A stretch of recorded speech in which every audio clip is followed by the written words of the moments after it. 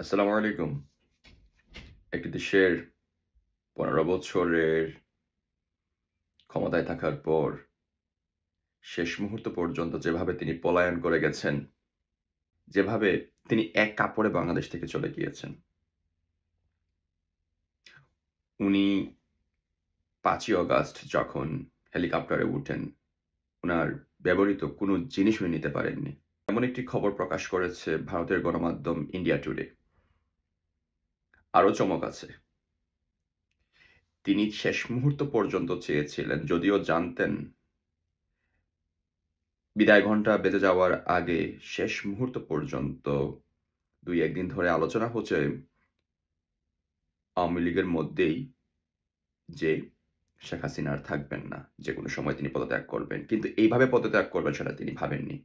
এমনকি বিবিসি একটি খবর প্রকাশ করেছে, পুলিশের গোলাবারুদ পর্যন্ত শেষ হয়ে গিয়েছিল। তারা ক্লান্ত হয়ে গিয়েছিল। চিন্তা করেন, শুধু ক্ষমতায় থাকার জন্য কত মানুষকে হত্যা করা হয়েছে, কত গোলাবারুদ ব্যবহার করা হয়েছে। আমরা দেখেছি ভিডিওগুলো। ইন্টারনেট বন্ধ করে যেভাবে নির্বিচারে মানুষের উপরে গুলি চালানো হয়েছে, কিছু ভিডিও ফুটেজ দেখে বিশ্বাস করা যাবে না। এইভাবে কি ক্ষমতায় থাকার জন্য নিরীহ মানুষের উপর, আন্দোলনকারীদের উপর গুলি চালাতে হবে? কি হলো এই ক্ষমতা দিয়ে? শেষ মুহূর্তে আপনি পালিয়ে গেলেন।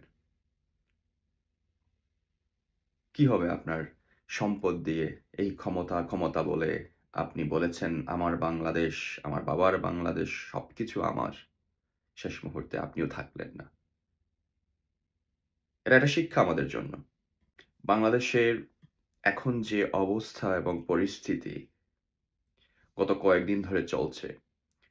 রাতে নাকি ডাকাত আতঙ্ক। গতকালকে ঢাকার উত্তরা, মিরপুরে অনেক জায়গায় ডাকাত ধরা হয়েছে। সেনাবাহিনী গিয়ে মানুষকে সাহায্য করেছে।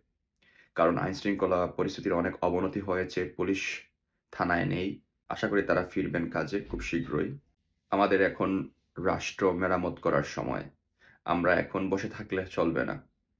যা হওয়ার তা হয়ে গেছে। আশা করি সবাই মিলে একসাথে এই নতুন বাংলাদেশ, নতুন স্বাধীন বাংলাদেশ গড়বে।